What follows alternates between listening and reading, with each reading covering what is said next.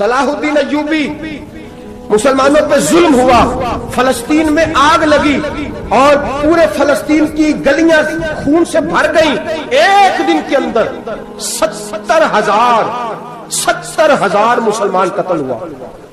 گھوڑوں سے سڑکوں پہ چلا نہیں جاتا تھا، گھوڑے پھسلتے تھے، اتنا خون تھا، اور کچی سڑکیں تھی، اتنا خون تھا، پہلے کچی زمین نے خون پیا، پھر خون اس سے باہر آیا، پھر بھی اتنا 70,000 آدمی قتل ہوا۔ صلاح الدین ایوبی کون تھے؟ میرے غوث اعظم جیلانی کے مدرسے کے طالب علم تھے۔ جامعہ نظامیہ مدرسہ، یہ مدرسے ہیں جنہوں نے دین کے مجاہد پیدا کیے، مدارس ہیں جنہوں نے دین کے مجاہد پیدا کر کے پوری دنیا کے اندر پھیلائے ہیں۔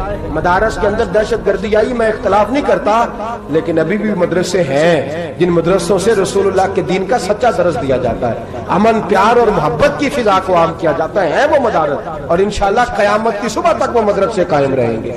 صلاح الدین ایوبی مدرسے کے طالب علم ہے، مدرسے کا، لیکن مدرسہ اس کا تھا جو ساتھ درویش بھی تھا۔ صلاح الدین ایوبی اکیلا اپنے دوستوں سے کہنے لگا مسلمانوں کی مدد چند سالوں میں نکلو مدد کرے۔ انہوں نے کہا تیرے نکلنے سے کیا ہوگا؟ کہنے لگا میں نے نہیں نکلنا، میرے اللہ نے میری مدد کرنی ہے، میرے اللہ نے میری اٹھ باندھ کمر کیا ڈرتا ہے، پھر دیکھ خدا کیا کرتا ہے، اور میں مجھے نکلنے دے، اللہ میری مدد کرے گا۔ تھوڑا تھوڑا کر کے فوج جمع کی، کوشش کی۔ چند سالوں کے بعد اسی جگہ جہاں مسلمانوں کا خون بہا تھا، اللہ نے اسلام کا جھنڈا پھر سے بلند کر دیا۔ صلاح الدین ایوبی فاتح بن کے مسجد اقصیٰ کے دروازے پہ کھڑا ہے۔ چند سال گزرے، عیسائیوں کا اپنا وہ ظلم ابھی یاد ہے، اور عیسائی سارے لیڈر کہتے ہیں تیاری کر لو، اب ہمارے بچے کاٹے جائیں گے، عورتیں بیوہ ہوں گی، گردنیں کٹیں گی، اب دیکھنا جتنا خون ہم نے بہایا تھا مسلمان اس سے دگنا بہائیں گے۔ صلاح الدین ایوبی گھوڑے پہ کھڑے ہیں اور پوچھتے ہیں او عیسائیوں بتاؤ تمہارے ساتھ کیا کروں؟ گردنیں جھک گئیں، جواب کوئی بھی نہیں۔ کہا تم نے 70,000 مسلمان ایک دن میں مارا تھا، بولو تمہارے ساتھ کیا کروں؟ تم نے ایک دن میں مسلمان یوں کاٹے جیسے گاجر مولی کاٹی جاتی ہے، بولو کیا کروں؟ عیسائی کہنے لگے ہمیں اپنے ظلم یاد ہے، تشدد یاد ہے، بربریت یاد ہے، تو بہتر جانتا ہے تو نے کیا کرنا ہے۔ صلاح الدین ایوبی گھوڑے پہ فاتح کھڑا ہے، آنکھوں میں آنسو آئے، تڑپ کے رویا، کہنے لگا میں تمہارے ساتھ وہی سلوک کروں گا جو میرے مصطفیٰ نے قریش مکہ کے ساتھ فرمایا تھا، لا تصریب علیہ، جاؤ تم پر کوئی زیادتی، جاؤ تم آزاد ہو۔ اس نے کہا تو کر کیا رہا ہے؟ کہنے لگا میں کیا کروں، میں اس محمد کا ماننے والا ہوں جس نے معاف کرنا سکھایا ہے صلی اللہ علیہ وسلم، میرے پیروں میں زنجیر ہے رسول اللہ کی غلامی کی، جاؤ تم آزاد ہو۔ اس نے کہا تم آزاد ہو، لوگوں نے کلمہ پڑھنا شروع کر دیا، اشہد ان لا الہ الا اللہ واشہد ان محمدن عبدہ۔ سارے قبیلے کے کچھ نہ کچھ لوگ مسلمان، ایک قبیلہ رہ گیا مسلمان نہیں ہوتا۔ صلاح الدین ایوبی اپنے خیمے میں بیٹھے ہیں تو ایک بی بی آ گئی، اس قبیلے کا کوئی شخص مسلمان نہیں ہوتا۔ بی بی آئی، آ کے کہنے لگی میرے 4 بیٹے جنگ میں کھو گئے، چھوٹے چھوٹے بچے جنگ میں کھو گئے، مل نہیں رہے، فوجیوں کو حکم دے مجھے میرے بچے تلاش کر کے دیں۔ صلاح الدین ایوبی نے جھٹ پٹ سر پہ امامہ باندھا، نیزہ پکڑا، سینے بند باندھا، اپنے جبے کو سمیٹا اور باہر کہنے لگی تو کدھر جا رہا ہے؟ کہنے لگا میں خود تیرے بچے تلاش کر کے دوں گا۔ صلاح الدین چند سپاہی ساتھ گلی گلی نکلے، گلی گلی فجر کے نکلے، اثر ہو گئی، تھک گئے، 2 نمازیں صحرا میں پڑھی، جنگل کے اندر پہنچے تو ایک کونے میں 4 بچے ایک جگہ ڈرے اور سہمے ہوئے بیٹھے ملے۔ صلاح الدین ایوبی اٹھا کے لائے، ماں کو کہنے لگے تیرے بچے ہیں، نکلا اس لیے تھا کہ میرے نبی نے فرمایا بچے جدا ہوں تو ماں کو درد بڑا ہوتا ہے، اور میرے رسول نے فرمایا تھا جب جنگ کرنے جاؤ تو کھیت برباد نہ کرنا، فصلیں تباہ نہ کرنا، بچوں کو ماں سے جدا نہ کرنا۔ فرمایا میں سوچ رہا تھا تیرے بچے کہیں میری وجہ سے جدا ہو گئے تو مصطفیٰ کو جواب کیا دینا؟ فرمایا تیرے بچے ڈھونڈ کے لایا ہوں۔ بچے ماں کے پاس آنے لگے تو ماں نے بڑے بیٹے کے منہ پہ تھپڑ مارا، کہتا اماں کیا ہوا؟ کہنے لگے تو نے سنا نہیں کہ دشمن کے بچوں کی اتنی حفاظت کرتا ہے، میرے پاس نہ جا، اس کے قدموں میں بیٹھ جا۔ جس نبی کے غلام اتنے سچے ہیں وہ نبی کتنا سچا ہوگا، جس نبی کے نوکر اتنے کھڑے ہیں وہ نبی کتنا کھڑا ہوگا، جا کے کلمہ پڑھ لے۔ مسلمانوں کی نا ایک تعداد لڑتے لڑتے لڑتے لڑتے دور چلے گئی، تاتاریوں نے قید کر لیا، 4 مسلمان تھے، تبلیغ کرنے گئے، جنگ کرنے گئے، جہاد کرتے کرتے کافروں سے لڑتے لڑتے تاتاری قوم میں چلے گئے، وہاں قید کر لیے گئے تو سزائے موت کا حکم ہوا۔ 4 بزرگ تھے، سزائے موت کا حکم ہوا تو تاتاری بادشاہ جو تھا وہ بڑا خلاف تھا، بڑا سخت مخالف تھا مسلمانوں کے۔ اس نے کہا کہ ان کو جب پھانسی دینا نا مسلمانوں کو تو میرے سامنے دینا، اب 4 عالم ہیں، 4 صوفی ہیں، سفید داڑیاں، سر پہ امامے، پھانسی کا وقت آیا تو جو پھانسی گھاٹ ہے وہ ایک ہے، چاروں کو اکٹھے پھانسی نہیں ہو سکتی، ایک کو کہا کہ ایک ایک کر کے ان کو پھانسی دو۔ جب پھانسی کا وقت آیا نا تو جو سب سے پیچھے صوفی تھے وہ دوڑ کے آگے آئے، کہنے لگے بادشاہ پہلی باری میری لگا پہلی۔ اب بادشاہ نے کہا ٹھیک ہے اسے لٹکا دو، وہ قریب آئے تو دوسرے دوڑ آئے، کہنے لگے نہیں پہلی باری میں نے زیادہ کافر قتل کیے، میرا بڑا جرم ہے، مجھے پہلے سزا دو۔ ان کو پھانسی دینے لگے تو تیسرے آ گئے، کہنے لگے نہیں یہ تو میرا قتل کرتا تھا، رستے میں بتایا کرتا تھا، ڈھونڈ کے میں بتلاتا تھا کہ یہاں زیادہ تعداد ہے، مجھے پہلے پھانسی دو۔ تیسرے کے ساتھ بات ہو رہی تھی تو چوتھا دوڑا آیا، کہنے لگا یہ رستے بتاتا تھا، یہ تبلیغ کرتا تھا، یہ سارا کچھ کرتا تھا، لیکن کہا یہ کہتے تھے چلو واپس چلتے ہیں، میں جانے نہیں دیتا تھا، میں کہتا تھا اور کافر مارنے اور علاقے فتح کرنے، میرا جرم بڑا ہے، مجھے پہلے پھانسی دو۔ بادشاہ کہنے لگا مجھے 35 سال ہو گئے حکومت کرتے، بڑی دنیا کو پھانسی دی ہے، لوگ تو ایک دوسرے کو دھکے دیتے ہیں کہ پہلے تو جا پہلے تو جا، اور تم کیسی قوم ہو کہ ایک دوسرے پہ قربان ہو رہے ہو۔ کہنے لگا تم ایک باپ کی اولاد ہو، جاگ رہے آپ لوگ، تاتاری بادشاہ کافر بادشاہ اسلام کی مخالفت کر دیں، ایک باپ کی اولاد ہو کا نہیں، ایک قبیلے کے رہنے والے ہو کا نہیں، ایک ملک کے رہنے والے ہو نہیں۔ اس نے کہا رشتہ کیا ہے تمہارا، رشتہ کیا ہے؟ بول کے کہنے لگے خدا ایک ہے، نبی ایک ہے، خدا ایک ہے اور نبی منفرد ایک ہے، اس قوم کی نقصان بھی ایک ہی سب کا نبی، اللہ بھی، قرآن بھی ایک، کیا ہی اچھا تھا ہوتے اگر مسلمان بھی ایک، یوں تو سید بھی ہو، مرزا بھی ہو، افغان بھی ہو، تم سبھی کچھ ہو بتاؤ کہ مسلمان بھی ہو۔ فرمایا ہمارا اللہ ایک ہے، نبی ایک ہے، تو کہا پھر ایک دوسرے پہ جان کیوں دیتے ہو؟ فرمایا ہمارے نبی نے ہمیں بھائی بھائی بنا دیا ہے، بھائی کا دل نہیں کرتا اس کی آنکھوں کے سامنے بھائی چلا جائے، ہمارا دل نہیں کرتا پہلے مجھے دے پہلے مجھے دے۔ بادشاہ کہنے لگا تمہارا جذبہ مجھے متاثر کر گیا، جاؤ میں تم چاروں کو آزاد کرتا ہوں، تمہیں آزاد کرتا ہوں۔ میرے دوستو یہ رنگ تھا، دیکھیں نا، یہ اس دھرتی نے نظام دیکھا ہے نا، اس فلک نے پہلی بار دیکھا، اس زمین نے پہلی بار، اور میرے حضرت صاحب فرمایا کرتے تھے زمین تڑپ کے روئی، اس نے پہلی دفعہ دیکھا۔ احد کا میدان ہے، 3 صحابہ تپتی ہوئی زمین پہ زخموں سے چور چور پڑے ہیں، حضرت انس بن نضر رضی اللہ تعالیٰ عنہ پانی کا پیالہ لے کے پہنچے، ایک زخمی سے کہا تجھے پانی پلانا ہے، تو کہنے لگا میرے زخم تھوڑے ہیں، وہ جو ساتھ پڑا اس کے زخم گہرے ہیں، پہلے اسے پانی پلا دے، جا اسے دے دے۔ اس کے پاس پہنچے تو وہ کہنے لگا وہ مجھ سے پہلے گرا تھا، اس کا زخم زیادہ گہرا ہے، اسے پانی پلا۔ تیسرے کے پاس گئے تو کہنے لگا چوتھا تڑپ زیادہ رہا ہے، اس کی عمر زیادہ ہے، میں تو جوان میں برداشت کر لوں، بڑھاپے کی وجہ سے نڈھال ہو گیا ہے، پہلے اسے پانی پلا۔ چوتھا کہنے لگا 5ویں کے پاس جا، 5واں کہنے لگا 6ٹھے کے پاس جا۔ حضرت انس بن نضر کہتے میں رو پڑا، میں نے کہا محمد کے غلاموں، رسول نے تمہیں کیسا جذبہ دے دیا ہے، زبانیں پیاس سے باہر ہے لیکن تمہاری اخوت مرتے دم تک قائم ہے۔ کہتے میں 7ویں کے پاس گیا تو کہنے لگا اگر 6 قربانی دے سکتے ہیں تو مجھے خود غرض نہ سمجھ، میں نے نہیں پانی پینا، جا پہلے کے پاس لے جا۔ کہتے میں پہلے کے پاس آیا تو روح پرواز کر گئی، دوسرے کے پاس آیا تو روح پرواز کر گئی، میں 7ویں تک آیا تو انتقال کر گئے۔ کہتے ہیں پانی کا پیالہ میں نے اٹھایا اور میں نے زمین پہ رکھا تو میں نے کہا پانی گوا رہنا، محمد کے غلام مر تو جاتے ہیں پر ایک دوسرے کا خیال بڑا رکھا کرتے ہیں، گوا رہنا یہ مر جایا کرتے لیکن ایک دوسرے کا درد۔ میرے دوستو لٹا ہوا برما، روتے ہوئے مسلمان، سسکیاں اور آہیں لیتی ہوئی مائیں پوچھتی ہیں اے خاصا اے خاصان رسول، وقت دعا ہے، امت پہ تیری آ کے عجب وقت پڑا ہے۔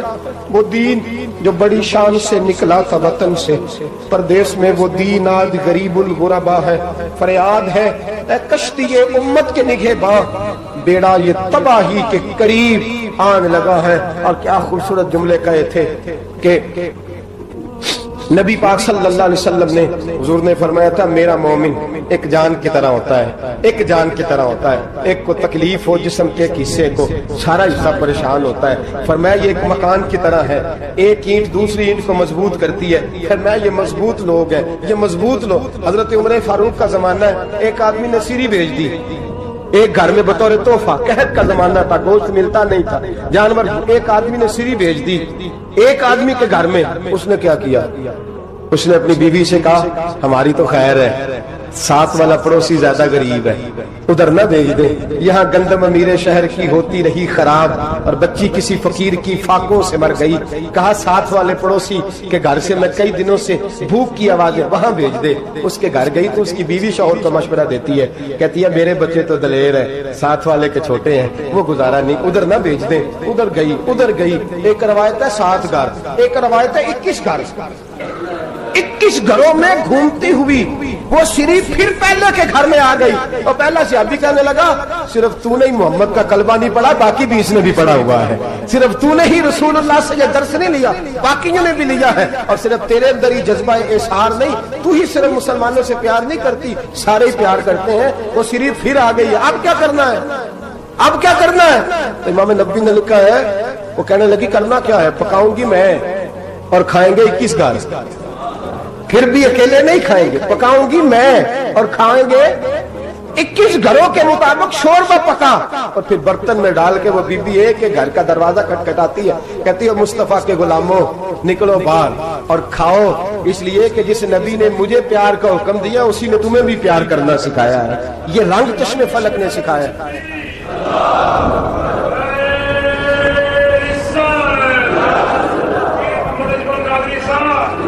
آپ کی بڑی مہربانی. زندہ باد وہی ہے جس کو اللہ رسول زندہ باد فرمائے. بڑی مہربانی، اللہ جزا دے. بنو قریظہ اور بنو نزیر 2 محلے تھے یہودیوں کے.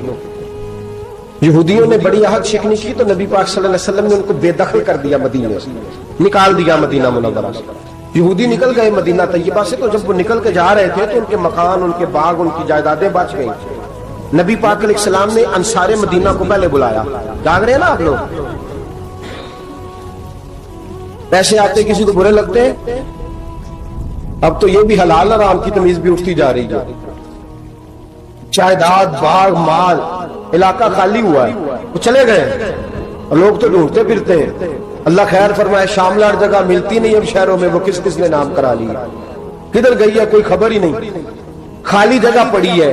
میرے نبی پاک علیہ السلام نے پہلے انصار مدینہ کو بلایا.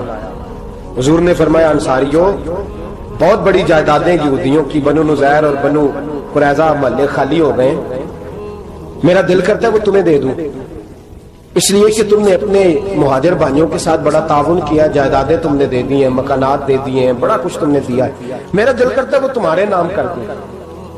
تو انصار مدینہ کیا کہنے لگے یا رسول اللہ، دے تو ہم نے دیا ہے پر وہ بیچارے جھچکتے ہی رہتے ہیں، وہ جھچکتے ہی رہتے ہیں، کھل کے ہماری چیزیں استعمال نہیں کرتے.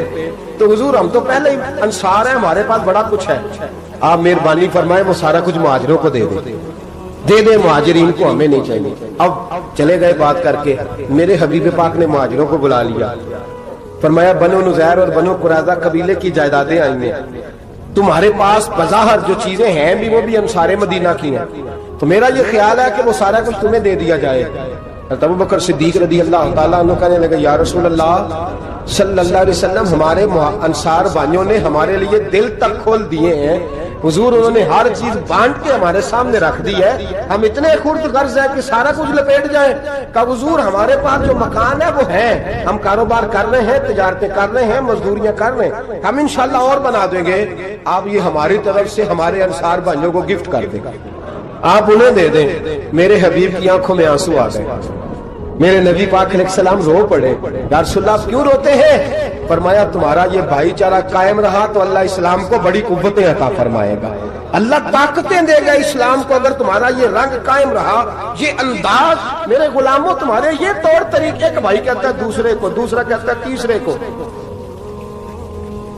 عرض یہ کرنے جا رہا تھا کہ رسول کریم صلی اللہ علیہ وسلم نے یہ پیغام دیا امت کو. فرمایا دیکھیں نا کتنے بڑے لفظ ہیں.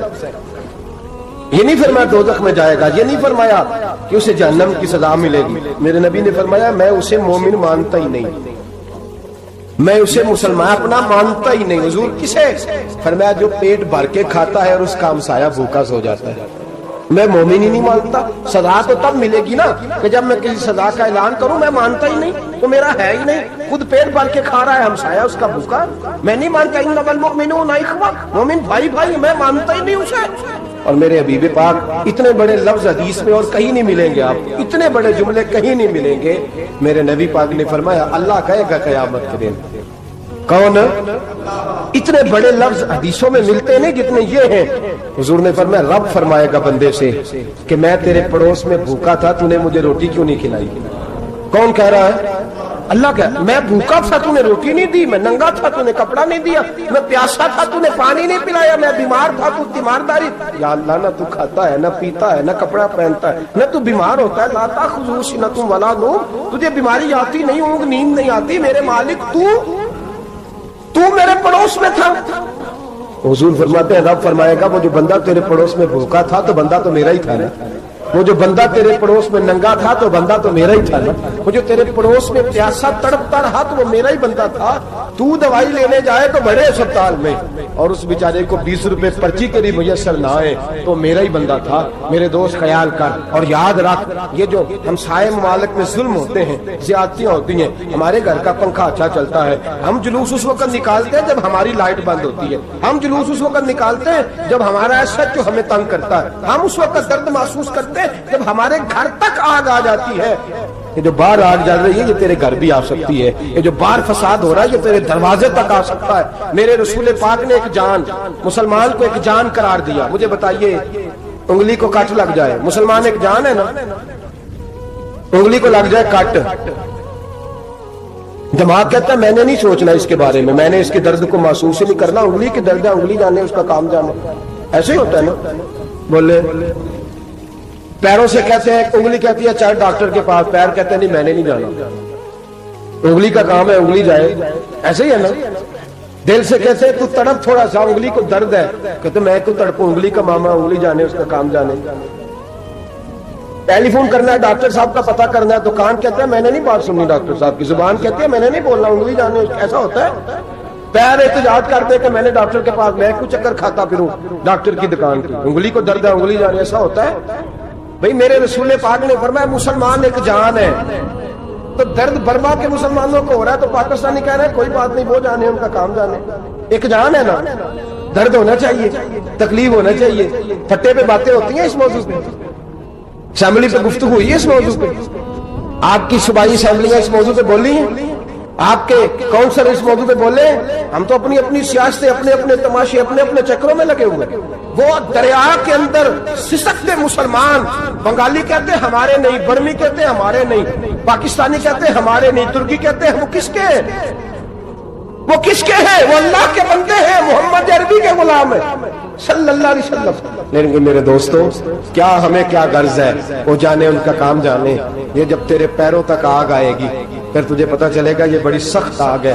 آج جس کافر نے برما پر عرصہ دراز تنگ کیا ہے, مسلمان تھوڑے تھوڑے مفاد لینے کی خاطر نا, بنو عباس اور بنو امیہ کی جنگ چل رہی تھی. بنو عباس جو تھے وہ غالب آ گئے, بنو امیہ جو تھے ان کی حکومت ختم ہو گئی. تو عیسائیوں نے بنو امیہ سے کہا کہ ہم تمہارے ساتھ تعاون کرتے ہیں, ہم تمہارے ساتھ تعاون کرتے ہیں اور بنو عباس پہ غلبہ پا کے تمہیں حکومت دلاتے ہیں. بنو امیہ بڑی جدوجہد کر رہے تھے بادشاہی کے لیے, لیکن انہوں نے کہا کہ ہم لڑ رہے ہیں, کوشش کر رہے ہیں, لیکن ہمیں کسی کافر کی مدد کی ضرورت نہیں. ہم جتنا مرضی لڑیں لیکن کافروں کے ہاتھوں بنو عباس کو مروانے کو ہم تیار نہیں ہیں. میں خبردار, تمہارا آپس کا معاملہ ہے, ہم خود نمٹ لیں گے, تمہیں اجازت نہیں دیتے تم اندر کودو اور کود کر کے تم فسادات پیدا کرو اور مسلمانوں کے اندر تقسیم کرو. میرے دوستو مسلمان کو سوچنا چاہیے, سوچ بڑی رکھنی چاہیے. گھر کی جنگ سے نکل آ, اب بہو ساز کے جھگڑے سے باہر آ جا, اب ملے کی سیاست چھوڑ کے باہر کا سوچ. اب اسلام کو تیری حاجت ہے. اب پوری دنیا جب مسلمان کو دیکھے نا, فیس بک یوز ہوتی ہے, اس پہ نوجوان جب اسلام کی بات کرنے لگے گا, اس پر جب بڑا اسلام کی بات کرنے لگے گا, پوری دنیا میں پیغام جائے گا کہ مسلمان اب جاگنے لگا ہے, مسلم خابیدہ بیدار ہونے لگا ہے, اب اس کی آنکھیں کھلنے لگی ہیں, اب یہ اپنے مذہب کی بات کرتا ہے, اب یہ اپنے ملک سے, صوبے سے, برادری سے نکل کر بولتا ہے. اب یہ کہتا ہے کہ بازو تیرا توحید کی قوت سے کبھی ہے, اسلام تیرا دیش ہے, تو مصطفی ہے. اب یہ بڑی سوچ رکھتا ہے, اب یہ عالمی بات کرتا ہے. میرے دوستو ہمارا تو حال یہ ہے امام اعظم ابو حنیفہ کا فتویٰ ہے، آپ فرماتے ہیں جو مولوی عالمی حالات سے باخبر نہ ہو وہ جمعے کی تقریر نہ کرے، وہ مسلمانوں کی رہنمائی نہیں کر سکتا۔ عالمی حالات سے جو خبردار نہ ہو، تو جس کو چھٹی ہو جائے تو نے ختم نہیں پڑھا دوڑ جا مسجد سے، تو ختم نہیں پڑھتا ہمارے، تجھے پتہ ہی نہیں دکان رہتا ہے، بھاگ جا۔ وہ عالمی حالات پہ بات کرے گا، کیونکہ بیچارے کو تو پتہ میری سویرے چھٹی ہو جانی ہے، سیاست کا لفظ چھیڑا نہیں تو میں گیا نہیں۔ یاد رکھے وہ جو بیداری ہے، وہ جو اعلیٰ ظرفی ہے، وہ جو بڑی سوچ ہے، وہ جو ملت کی سوچ، وہ جو قومیت کی سوچ ہے، وہ جو آگے بڑھنے کا زاویہ ہے، وہ تو اندر اقبال کہتے ہیں گلا تو گھونٹ دیا اہل مدرسہ نے تیرا، گلا تو گھونٹ دیا اہل مدرسہ نے تیرا، تجھے تو مدرسے والوں نے پلیٹ پکڑا دیا ہے کہ جا سویرے لنگر کٹھا کر کے لا اور دوپہر کو روٹیاں مانگ کے لا اور دیکھ آج مرا کون ہے، ختم کس کا پڑھنا ہے، تو گلا تو گھونٹ دیا اہل مدرسہ نے تیرا، اب کہاں سے آئے گی صدا لا الہ الا اللہ، تو گھونٹ دیا تیرا گلا، تو کیسے بڑی بات کرے گا؟ بڑی بات کے لیے بڑی سوچ چاہیے، بڑی تگودو چاہیے، بڑی کوشش چاہیے، بڑا حوصلہ چاہیے۔ مسلمان چھوٹی چھوٹی لڑائی میں، چھوٹی چھوٹی جنگ میں، ایک دکاندار دوسرے دکاندار سے لڑ رہا ہے، گلی والا دوسری گلی والی سے لڑ رہا ہے، محلے والا محلوں پہ اعتراض، ایک شہر میں رہنے والے میں نے دوسرے محلے پہ اعتراض کرتے دیکھے۔ یقین کریں ایک شہر میں رہنے والے، علاقے میں بسنے والے کہتے ہیں بھائی توبہ ہے اس محلے تو اللہ ہی بچائے، لا حول ولا قوت۔ وہ جو تقسیم در تقسیم کی سوچ ہے، اس نے چھوٹے چھوٹے ٹکڑوں میں مسلمانوں کو بانٹ دیا ہے، چھوٹی چھوٹی تقسیم ہے، چھوٹا چھوٹا ہمارا مزاج ہے، چھوٹی سوچ ہے، بڑی سوچ کی بات سنیے۔ صلاح الدین ایوبی، جاگ رہے ہیں نا آپ لوگ؟ اس آخر حضرت صاحب ایڈی وڈی گل چھیڑ چھڑی ہے، یہ مطلب ہی کون نہیں، کنے برما جانا ہے تو کنے مدد کرنی ہے، میں تو بھائی فریضہ سر انجام دے رہا ہوں۔ میرے نبی نے فرمایا برائی کو یا ہاتھ سے بدل، ہاتھ سے نہیں بدل سکتا تو زبان سے تو بولنا، تو میں معذور ہوں، کمزور آدمی ہوں، ہاتھ سے بدلنے کی طاقت نہیں رکھتا، تو دوسرے درجے پہ تو مجھے عمل کرنے دو نا، اثر کرے نہ کرے سن تو لے میری فریاد، نہیں ہے داد کا طالب یہ بندہ آزاد، رونے تو دو، تڑپنے تو دو، آہیں تو بہانے دو، سسکیاں تو لینے دو، مار کھائیے تو تڑپنے تو دو۔ وہ قرآن پاک برما میں پابندی لگی ہے تو میں یہاں سوچنے لگا ہوں کہ وہاں تو پابندی لگی ہے، یہاں پہلے لوگ کوئی نہیں پڑھی۔ معاذ اللہ تعالیٰ حالات دن بدن مسلمانوں کے لیے ایک ایک کر کے، افغانستان میں جو آگ لگی تھی پھر وہ عراق میں بھی لگی، پھر وہ لیبیا میں بھی لگی، پھر وہ مصر میں بھی لگی، پھر وہ یمن میں بھی لگی، سعودی عرب میں دھماکے ہوئے، میرا دل تڑپا ہے، مجھے پریشانی ہوئی، میں بچے پاس تھے، میں بڑا ڈسٹرب ہوا، میں نے کہا یار یہ ہمارا سب کا اجماعی عقیدت کا مرکز ہے، ہم کم از کم 1000 اختلاف کے باوجود کہا کرتے تھے کہ عرب میں امن ہے یار، وہاں سکون ہے، وہاں دکانیں کھلی چھوڑ کے لوگ چلے جاتے ہیں، وہاں بھی فساد ہونے لگا، وہاں بھی آگ بڑھ گئی ہے، لیکن ہم صرف چھوٹی چھوٹی کر کے جب آگ بجھانے کی کوشش کریں گے اس وقت آگ نہیں بجھے گی، جب ہر آدمی اپنے پیالے میں پانی لے کے آئے گا، ہر شخص اپنے گھر کی نل چلائے گا، ہر شخص نلکا چلائے گا اور پانی نکال کے یہ آگ بجھائے گا، تبھی آگ بجھے گی۔ ہر آدمی کو کردار سوچ بڑی کرے، نظریہ بڑا کرے، ملت کی بات کرے، مسلمان ہو کے سوچیں، مسلمان ہو کے سوچیں، خدا را نکلے یہ گھر کے جھگڑوں سے، تھوڑی دیر کے لیے اپنے آپ کو بڑا کرے، بڑی سوچ آپ بنائیں، جب دوستیاں لگائیں، جرانے لگائیں کہ چھوٹے موٹے حساب سے بچیں۔ بابا بلے شاہ صاحب فرماتے کورے ورک کتاب نہیں ہوندے، کورے ورک کتاب نہیں ہوندے، پتھر دل گلاب نہیں ہوندے، او بلیا یاری سوچ کے لائیں یارا نال حساب نہیں ہوندے۔ پھر ذرا نکلے اس حساب کتاب سے باہر، بلیا یاری سوچ کے لائیں یارا نال حساب نہیں ہوندے، پھر ذرا بڑا ذہن کرے، چھوڑے اپنے حساب، یبصرون علی انفسہم ولنبلونکم بشیء من الخوف والجوع ونقص من الاموال والانفس والثمرات، پھر حساب کتاب سے نکلے، پھر امام علی مقام کی طرح یہ سوچ بنائے کہ حسین کے بچے چلے جائیں تو کوئی حرج نہیں، امت پر آنچ نہیں آنی چاہیے۔ ایک امام علی مقام، کل تک امام میدان میں کھڑے تھے تو اکیلے تھے، لیکن آج پوری دنیا کہتی ہے حسین ہمارا ہے، حسین ہمارا ہے۔ آج نظریہ امام علی مقام زندہ ہے، تو اکیلا ہے تو کھڑا ہو، یہ نہ کہا کر چھوٹی سی مسجد ہے، ایک کونا کا کھڑکاوا، مولانا تقریر کر رہے ہیں تو کیا بنے گا، ایک آواز کہیں سے گونجا کرتی ہے، پھر اس میں تاثیر میرا اللہ پیدا فرما دیا کرتا ہے، پھر اس کے اندر قوت میرا رب پیدا فرما دیا کرتا ہے، پھر اللہ اس میں تاثیر پیدا کر کے چار دانگ عالم میں پھیلا دیا کرتا ہے۔ جب آپ نماز پڑھ رہے ہوتے ہیں، جب آپ کا مصلی آباد ہوتا ہے، صلاح الدین ایوبی ایک بزرگ سے ملاقات ہو گئی، بیت المقدس پر قبضہ تھا عیسائیوں کا، تو صلاح الدین بڑے پریشان تھے۔ وہ بابا جی کہنے لگے پتر کیا ہوا؟ کہنے لگے حضور پتہ چلا ہے دشمن کے 2 بحری بیڑے اسلحہ لے کے آ رہے ہیں، مسلمان پہلے ہی کمزور ہیں، اور اب اگر 2 بحری بیڑے اور آ گئے تو حضور مسئلہ بن جائے گا. تو میں پریشان ہوں کہ کس طرح یہ کم مسئلے والی ہماری فوج ہے کیسے مقابلہ کرے گی. تو بابا جی کہنے لگے پتر اس طرح کرنا، آج رات تو بھی دعا کرنا اور میں بھی کروں گا، تو بھی دعا کرنا. آپ ناراض نہ ہونا، ہم تو پیروں والے ہیں، ہم تو پیروں کے نوکر غلام ہیں، ہمارا تو گزارا ہی نہیں، ہمیں تو ملتا ہے سارا کچھ وہاں سے. پر میرا سوال یہ ہے کہ تعویذ لینے جاتے ہو نفل کیوں نہیں پڑھتے؟ رات اللہ اللہ کیوں نہیں کرتے؟ یہ بھی تو ہمارے بزرگوں کا ہی طریقہ ہے، انہوں نے تو ہمیں سکھایا ہے. صلاح الدین ایوبی سے بزرگوں نے کہا کہ رات آج نا اللہ اللہ کرنا تو میں تیرے لیے دعا کروں گا، تو بھی دعا کرنا. تو بندہ جب دکھی ہوتا ہے تو سجدہ کرتا ہے تو پھر ہی تو مصلی بھیگ جاتا ہے، پھر ہی تو مزہ آتا ہے. سکھی بندہ تو کعبے جا کے نہیں روتا. دکھی تھے، تکلیف تھی تو سر رکھا سجدے میں تو تڑپ گئے. اور وہ بابا جی کہتے ہیں میں مسجد آیا تو صلاح الدین چیخے مار کے رو رہا تھا اور کہہ رہا تھا مالک میں کوئی اپنی شان کے لیے تو نہیں نہ لڑ رہا، اللہ کو میں کوئی قبضوں کے لیے تو نہیں لڑ رہا، مالک تیرے لیے لڑ رہا ہوں، مجھے بے آبرو نہ کرنا، میری مدد فرمانا. کہتے میں آیا تھا کہ مسجد میں دعا کروں گا، پر صلاح الدین ایوبی کو روتے دیکھا تو میں لوٹ گیا. تو سویرے صلاح الدین ملے تو بڑے خوش تھے. میں نے کہا پتر کیا ہوا؟ کہنے لگے حضور وہ بحری بیڑے دو آ رہے تھے نا اسلحہ لے کے، دونوں ڈوب گئے پانی میں ڈوب گئے. تو بابا جی کہنے لگے صلاح الدین وہ پانی میں نہیں ڈوبے، وہ تیرے آنسوؤں میں ڈوب گئے، وہ غرق ہو گئے. وہ جو تو نے مسلح بات کیا تو وہ تیرے آنسوؤں میں ڈوب گئے، وہ غرق ہو گئے، وہ تباہ اتنے قیمتی تھے تیرے آنسو کے بہا لے گئے دشمن کے بحری بیڑوں کو. میرے بھائی ٹھیک ہو گیا جی، میرے عزیز سمجھ لیں اس بات کو ہمیشہ کے لیے اور اس پر غور کر لیں اچھے طریقے سے کہ میرے رسول کریم سید عالم صلی اللہ علیہ وسلم نے نا ہماری توجہ دلائی، حضور نے ہمیں بتلایا، ہمارا ذوق بڑھایا عبادت کی طرف. ایک صحابی تھے حضرت ابو فاطمہ رضی اللہ تعالیٰ عنہ، یہ ترمذی شریف کی حدیث ہے. نبی پاک علیہ السلام نے فرمایا ابو فاطمہ قیامت کے دن مجھ سے جلدی ملنا چاہتے ہو کہ دیر کے ساتھ؟ تو کہنے لگے حضور کون ہوگا جو دیر سے ملنا چاہے، ہم نے تو جان دے دی وعدہ دیدار پر. اعلیٰ حضرت فرماتے ہیں جان دے دی وعدہ اور نقد اپنا دام ہو ہی جائے گا. مجھے لگتا ہے کہ یہ سودا نقد و نقد ہو جانا ہے، چونکہ ہم نے جان دے دی وعدہ دیدار پر. آپ نے وعدہ کیا تھا کہ مریں گے تو پھر زیارت ہوگی، تو مر گئے ہم زیارت کی خاطر. جان دے دی وعدہ دیدار پر تو نقد اپنا دام ہو ہی جائے گا. اے رضا ہر کام کا ایک وقت ہے، دل کو بھی آرام ہو ہی جائے گا. تو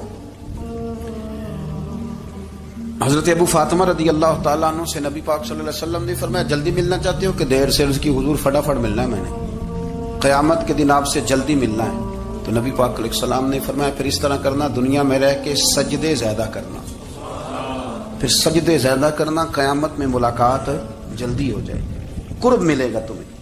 اپنے بچوں کے اندر دیکھیں نا، ہم شوق پیدا کرتے ہیں، ہمیں صحیح لفظ نہیں بولنے آتے پر ہم بچوں میں شوق پیدا کرتے ہیں کہ پتر ڈاکٹر بن جائے گا تو بڑا نفع کرے گا، تو لوگوں کی خدمت کرے گا، ملک و ملت کی خدمت کرے گا، تیرے ابا کا نام روشن ہوگا، تیرے دادا کی تعریفیں ہوں گی. ہم یہ ذوق پیدا کرتے ہیں. ہم اپنے نوجوانوں کے اندر یہ فکر پیدا کرتے ہیں، انہیں ہم سمجھاتے ہیں کہ میاں جب تم پڑھو گے، محنت کرو گے تو فلاں آدمی کی طرح تمہارا نام ہوگا. یہ جتنا ذوق ہم بچوں کے اندر ان چیزوں کا پیدا کرتے ہیں، ہمیں حکم ہے کسی طرح ہم ذوق پیدا کریں کہ پتر نماز پڑھے گا تو اللہ راضی ہو جائے گا، تو سجدہ کرے گا. دیکھیں نا میرے رسول کریم علیہ السلام نے فرمایا 7 سال کے بچے کو مسجد لے کے جاؤ، یعنی اسے شوق دلاؤ، اس کے اندر یہ خاصیت پیدا کرو کہ اس کا دل کرے مسجد میں جانے، اس کے اندر یہ خصوصیات لاؤ کہ وہ ہمارے ہاں نا ہر چیز کو پروموٹ کیا جا رہا ہے، ہر چیز کو یعنی سر سنگیت سکھانے کے لیے اکیڈمیاں بن گئی، ہر شے پروموٹ ہو رہی ہے. عبادت کا جذبہ کم ہوتا جا رہا ہے، اللہ اللہ کا ذوق ہمارے اندر نہیں رہا. اور اتنا مشکل ہم نے اپنے لیے بنا لیا ہے کہ وہ بندہ جو بڑی زبردست مذہبی گفتگو کر رہا تھا اور تگڑی بات کر رہا تھا، کیا بات ہے، لیکن نماز کے بارے میں کمزوری دکھا جاتا ہے، نوافل کے بارے میں وہ چپکے سے نکل جاتا ہے. امام احمد بن حنبل رحمۃ اللہ تعالی علیہ، مسند امام احمد بن حنبل 14 جلدوں میں ہے مارکیٹ میں، اور مجھے تو خیر پسند ہی پڑی ہے، میں نے تو کئی دفعہ پڑھی ہے. اور کیا بات ہے امام احمد بن حنبل، کیسے تگڑے قسم کے محدث تھے اور اللہ نے کتنا انہیں اعزاز عطا فرمایا ہوا ہے. یہ کوڑے بھی کھاتے تھے دین کی خاطر، سارا کرتا لہو سے بھر بھی جایا کرتا تھا. بڑا اعزاز والا شخص تھے, بڑے اعزاز والے. حدیثیں جمع کرنا, حدیثیں لکھنا, حدیث پڑھانا, سارا دن رہتے تھے. کہہ سکتے تھے کہ میں کر تو رہا ہوں کام, اور حدیث بھی موجود ہے کہ عالم عابد سے افضل ہوتا ہے, پر اس کے باوجود امام احمد بن حنبل رحمۃ اللہ علیہ 300 نفل فرض نمازوں کے علاوہ پڑھا کرتے تھے. 300 نوافل روز پڑھا کرتے تھے. ان کے بیٹے نے کہا ابا جی مکان خریدنا ہے, تو وہ جگہ کہاں کر کے لوں, بہت ساری آبادیاں. تو فرمایا پتر وہاں لینا جہاں مسجد قریب ہو. میرے رسول کریم سید عالم صلی اللہ علیہ وسلم اتنا پسند کرتے مسجد کو, اتنا پسند کرتے نماز کو, کہ رسول کریم صلی اللہ علیہ وسلم تہجد کی نماز بھی پڑھتے, پھر حضور فجر کی نماز بھی پڑھتے. نبی پاک وتر کو الگ کر کے پڑھتے, عشاء کے ساتھ نہیں پڑھتے. یہ تو ہم اس لیے اجازت دی ہمارے بزرگوں نے کہ بعد میں اٹھے گا کون علیحدہ وتر پڑھنے کے لیے, عشاء کے ساتھ پڑھ لیں. وتر پڑھتے, تہجد پڑھتے, فجر پڑھتے, اشراق پڑھتے, چاشت پڑھتے, پھر مغرب کی نماز کے بعد 6 رکعت اوابین پڑھتے, پھر رات کو صلاۃ اللیل پڑھتے. سیدہ عائشہ صدیقہ کہتی ہیں زمانہ سو جاتا اور میرے رسول مصلی بچھا کے کھڑے ہو جاتے. او یار کھیتی باڑی کر کے نہیں, محنت مزدوری کر کے نہیں. جناب عائشہ کہتی ہیں میں یہ بھی دیکھتی کہ حضور ایک آیت شروع کرتے تو ساری رات اسی کو پڑھتے, اور میری نظر جاتی تو قدم مبارک پہ ورم آ جاتا.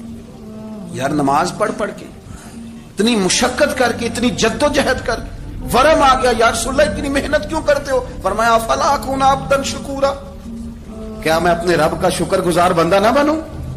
صحابہ کا ذوق عبادتوں کا, ریاضتوں کا, تلاوتوں کا, طبیعت ہے ان کی. وہ ایک دوسرے کو, حضرت مولا علی شیر خدا کرم اللہ تعالی وجہہ الکریم کے زمانے میں روم کے بادشاہ نے کہا یار یہ مسلمانوں کا پتہ تو کرو, یہ آخر کیوں اتنے زیادہ مجاہد ہیں. اس زمانے میں جاسوس بھیجنے کا مزاج تھا, اب تو جاسوس پکڑا جاتا ہے, اب تو جاسوس, اور جاسوسی کا شوق ویسے آج بھی ہے. عرض کروں تھوڑی سی بات اس عنوان سے. پتہ ہے کیا ہمارا مسئلہ ہے؟ ہم جہاں جاتے ہیں نا وہاں تھوڑی خوشبو سونگنے کی کوشش کرتے ہیں. وہ کیا ہے تو یہ کیا ہے تو ادھر کیا ہے تو تھوڑا سا ادھر کیا ہے. میرے رسول پاک پڑھیے درود شریف, سارے پڑھیے ذرا زور سے, صلی اللہ تعالی. نبی پاک علیہ السلام نے فرمایا جاسوسی نہ کرنا ورنہ تم بندوں کو خراب کر دو, اور فرمایا اس طرح نہ ہو کہ تم کسی کے اب کھول نہ نکلو تو تمہارے پہلے کھول جائیں. یہ جو ذوق ہے نا یہ ختم کریں, چھوڑیں. مطلب آپ کس چکر میں پڑے ہوئے ہیں, اتنی زیادہ توجہ کرنے کی کیا ضرورت ہے؟ کام سے کام رکھیں, اس میں بندہ تھوڑا سا نا آسان رہتا ہے. یہ جو بہت زیادہ ٹٹولنے والے لوگ ہوتے ہیں نا وہ بےچارے پھر عمر ٹٹولتے ہی گزار دیتے ہیں, اس لیے کہ مزاج ہی بہت پکا ہے. بوری کا منہ کھول کے اندر تک ہاتھ ڈالنا, تو پھر کئی دفعہ سامنے سے بچھو بھی لڑ جاتا, خرابی ہوتی. تو جاسوسی کی جاتی تھی. اس نے بھی جاسوس بھیجے کیونکہ قبیلوں کے لوگ تھے, کچھ مسلم کچھ کافر, پہچانے نہیں جاتے تھے لوگ. تو کچھ لوگ اس نے بھیجے, انہوں نے آ کے نا تحقیق کی, ریسرچ کری کہ آخر ماجرا کیا ہے. تو واپس جا کے انہوں نے رپورٹ دی نا روم کے بادشاہ کو. اس رپورٹ کا ایک جملہ بڑا شاندار ہے. وہ کہنے لگا بادشاہ ہمیں مسلمانوں کی کوئی سمجھ نہیں آئی, ہمیں کوئی سمجھ نہیں آئی. انہوں نے کہا کیوں نہیں سمجھ آئی؟ کہنے لگے یار عجیب بندے ہیں, جب رات مصلے پہ بیٹھتے ہیں تو یوں لگتا ہے ان کا دنیا سے رشتہ ہی کوئی نہیں, کوئی کسی کو نہیں جانتا. کوئی اپنے دکھ سنا کے رو رہا ہے, کوئی اپنی بات کر کے رو رہا ہے, لگتا ہے کہ ان کا کوئی رشتہ ہے ہی نہیں جب مصلے پہ بیٹھتے ہیں. اور فرمایا جب سویرے یہ جہاد کرنے نکلتے ہیں تو لگتا ہے ان سے زیادہ دلیر ہی کوئی نہیں. حالانکہ جو مسلوں پہ رونے دھونے کے لوگ ہوتے ہیں وہ کئی دفعہ جہاد میں کام نہیں کرتے, لیکن عجیب لوگ ہیں کہ رات کے راہب ہیں, دن کے مجاہد ہیں, کوئی سمجھ نہیں آتی. میرے عزیز ان لوگوں نے مصلح آباد کر کے رکھا, تلاوتیں ان کا ذوق رہی, منظر روز پڑھنا, اسباق پڑھنا, وظائف پڑھنا, یہ ان کا ذوق رہا. اعلیٰ حضرت بریلوی رحمت اللہ نے 1000 کتاب لکھی ہے, لیکن الوظیفۃ الکریمہ کے نام سے جو وہ صبح و شام وظائف پڑھتے تھے وہ الگ انہوں نے ان کو بیان کیا, پابندی کے ساتھ اپنی اللہ اللہ کرتے. شیخ شہاب الدین سہروردی رحمت اللہ علیہ, اس پر ایک بندے نے اعتراض کیا. اس نے کہا جی آپ کس قسم کے صوفی ہیں, مرید بیٹھے ہیں اور آپ وہاں نفل پڑھ رہے ہیں. یہ بھی بڑا مسئلہ ہوتا ہے نا, جو بندہ ملنے آتا ہے وہ اپنے ٹائم کے حساب سے آتا ہے, اور پھر اس کا یہ بھی خیال ہوتا ہے کہ پیر صاحب جو ہیں وہ چونکہ درویش ہیں تو نہ انہیں روٹی کھانی چاہیے نہ سونا چاہیے, چونکہ وہ درویش ہیں, اور ہم چونکہ درویشوں کے ماننے والے ہیں لہذا ہمارا یہ طریقہ ہونا چاہیے کہ جیسے ہم کہیں درویش ویسے ہی کر جائے. حالانکہ جس کو آپ درویش کہیں گے آپ اس کی مانیں گے, آپ منوائیں گے نہیں, ہمارا مزاج ہوتا ہے. شیخ شہاب الدین پر لوگوں نے اعتراض کی، حضور لوگ ملنے آئے ہیں، زیارت کرنے آئے ہیں، یہ بندے دعا کرانے آئے ہیں، اللہ اللہ کرانے آئے اور آپ نفل پڑھ رہے ہیں، کیا جملہ ہے، کیا حسن ہے، کیا خوبصورتی ہے۔ فرمانے لگے رب رسول سے مانگنے کے لیے مصلی بچھایا ہے، اگر وہاں سے مانگوں گا نہیں تو تمہیں دوں گا کیا؟ پہلے مجھے کچھ لے تو لینے دو، اگر میرے پلے کچھ ہے ہوگی تو آگے دوں گا نا۔ تو میں مانگنے گیا تھا کہ یا اللہ دے، تیرے بندے لینے آئے، دے تو میں کچھ لوں گا تو آگے دوں گا نا۔ لیکن ہمارا یہ سٹیٹس، یہ مزاج، یہ شعور نہیں ہے۔ گپیں، کہانیاں، داستانیں، گفتگو، خطابت، واز، کیا بات۔ لیکن اگر کچھ کرنے کا کام ہو تو انہی ہم سے ہوتا۔ میرے نبی کریم علیہ الصلوۃ والسلام نے مصلی سے دل لگانے کا درس دیا، حضور نے توجہ دلائی۔ صحابہ اس ذوق کے حامل لوگ تھے، وہ کوشش کرتے تھے۔ جناب صدیق اکبر رضی اللہ تعالیٰ عنہ کا عبادت کا مزاج ہمیشہ قائم رہا۔ حضرت عمر فاروق ساری رات اللہ کے حضور کھڑے رہے۔ حضرت عثمان غنی رضی اللہ تعالیٰ عنہ عشاء کی نماز پڑھ کے 2 رکعتوں کی نیت باندھتے تھے، 15 سپارے پہلی رکعت میں پڑھ دیتے ہو۔